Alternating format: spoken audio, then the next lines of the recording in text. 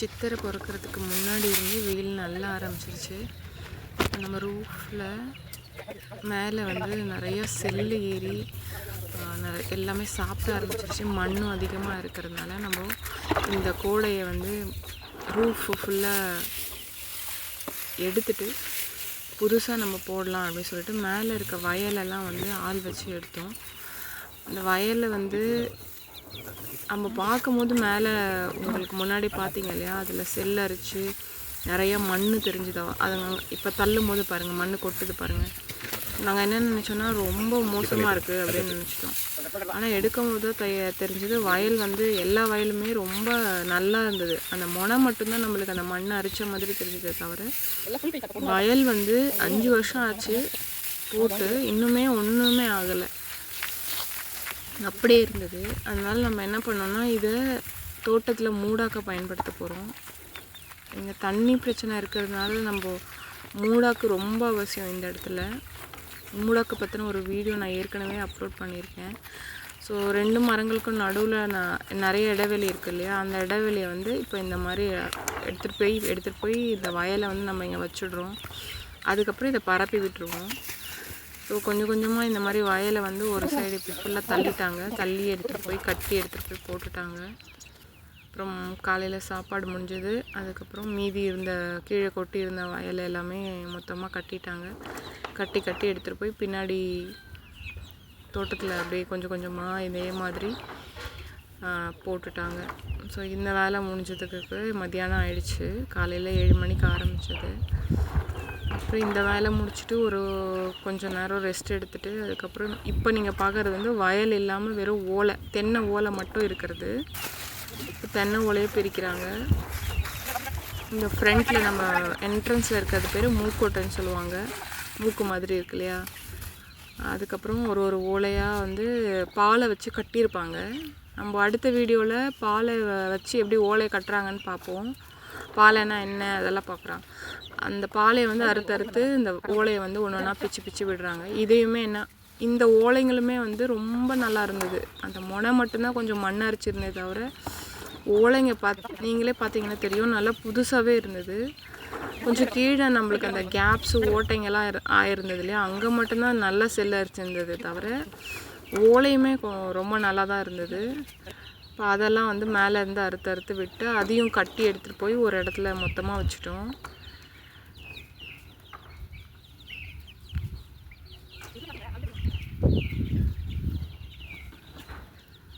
இதுக்கு முந்தின நாளே நம்ம வீட்டுக்குள்ளே இருந்த சாமான் எல்லாத்தையுமே வந்து வெளியே எடுத்து வச்சிட்டோம்.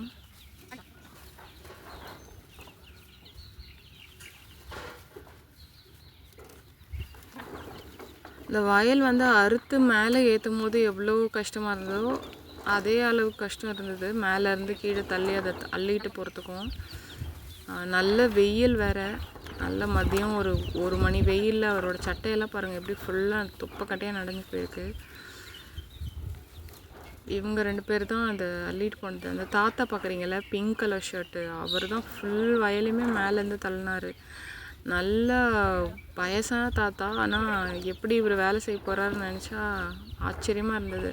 கூரை மேலே ஏறி மொத்த வயலும் அவர் தான் தள்ளினார். மீதி இருந்த 4 பேருமே கீழே கட்டி எடுத்துகிட்டு போய் போடுறது அந்த வேலை தான் பார்த்தாங்க. 5 பேருமே சும்மா சொல்லக்கூடாது, நல்ல வேலை செஞ்சாங்க. மொத்த வேலையும் நல்லா முடிச்சு கொடுத்துட்டு போனாங்க.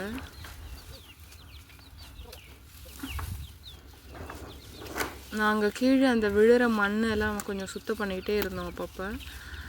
அதனால கொஞ்சம் அதிகமாக சேர்க்கலை வீட்டை சுற்றி. இப்போ இவங்க முடிச்சுட்டு போனதுக்கப்புறமுமே நம்ம ஃபுல்லாக பெருக்கி வாரி தொடச்சி தான் நைட்டு வந்து ஓப்பன் ரூஃபில் படுத்துட்டோம்.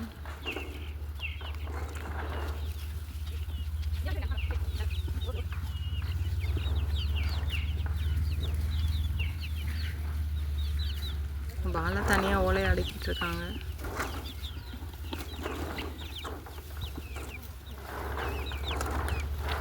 நல்லா வேகமாக வேலை பார்த்தாங்க.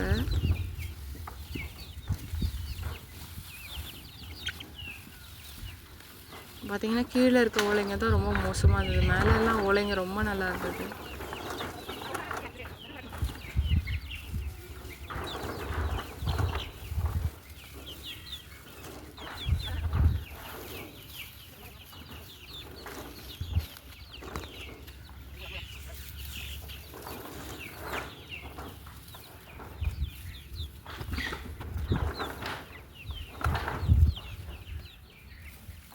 ஒரு பகுதியாக எடுத்துகிட்டே போனாங்க. முதல்ல உச்சியிலேருந்து எடுத்தாங்க. நம்ம கட்டும் போது என்ன பண்ணுவாங்கன்னா கீழேருந்து கட்டிட்டு போவோம். ஸோ ஒரு ஓலை மேலே ஒரு ஓலை வச்சு கட்டியிருப்பாங்க. ஸோ பிரிக்கும் போது நம்ம மேலேருந்து பிரிச்சுட்டு வரணும். வயலுமே அப்படி தான் பிரித்தாங்க. மேலேருந்து கொஞ்சம் கொஞ்சமாக தள்ளி தள்ளி தள்ளி தள்ளி அள்ளிட்டு போய் நம்ம தோட்டத்தில் அங்கங்கே வச்சுட்டு மூடாக்குக்காக யூஸ் பண்ணலான்னு.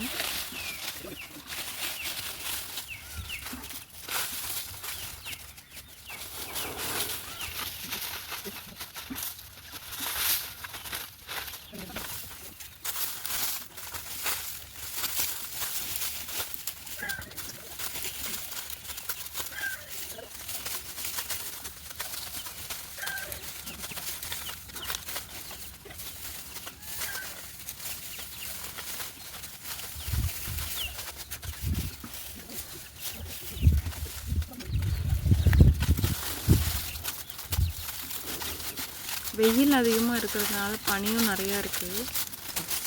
கூரை இல்லாமல் ஒரு வீட்டில் தூணை எப்படி இருக்கும்னு அன்றைக்கி நைட்டு தெரிஞ்சுது. நல்ல குளிராக இருந்தது. வானத்தில் நட்சத்திரம் நிலா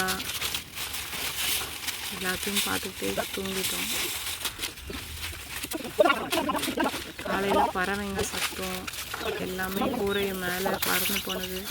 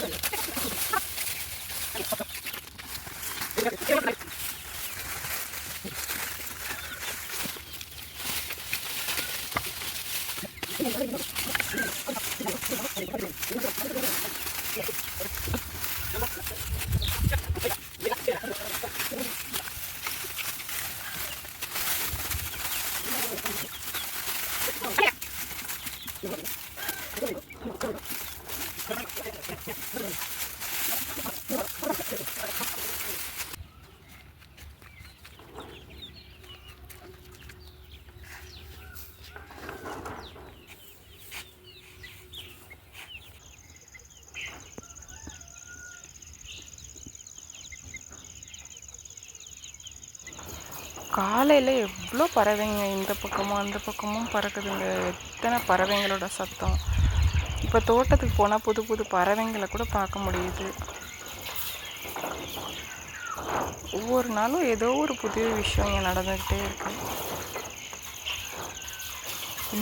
நேற்று கூட ஒரு சின்ன பறவை ரொம்ப அழகாக இருந்தது. தவி தவி தான் போகுது, ஆனால் மேலே இழுந்து பறக்க மாட்டுது. நெஞ்சில் வந்து ஒரு மஸ்டர்ட் கலர், பட்டாக்ஸில் வந்து ஒரு டார்க் ரெட் செர்ரி கலர், அப்புறம் வந்து முதுகு வந்து ஒரு லைட் ப்ளூ ஸ்கை ப்ளூ கூட சொல்ல முடியாது, அந்த மாதிரி ஒரு முதுகு, பச்சை அப்படி கூட சொல்ல முடியாது. அது என்ன கலர்னே நம்மளால் விவரிக்க முடியல. கண் வந்து அப்படியே மை வச்சு மேலே ஒரு வெள்ளை ஒயிட்னர் போட்ட மாதிரி ஒரு கண். சில விஷயங்களை நம்மளால் மட்டும் பார்க்க முடியும், அதை நம்ம விவரிக்கவும் முடியாது. புகைப்படமும் எடுக்க முடியாது. புகைப்படம் எடுக்க போனோம்னா அதை பார்க்க முடியாது.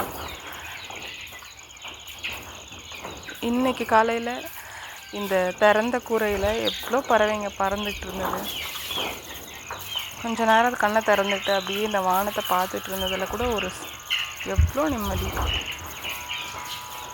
நைட்டு அடித்த குளிர், கொசு எல்லாம் மறந்து போய் இந்த சூரிய உதயம் ரொம்ப நிம்மதியாக இருந்தது.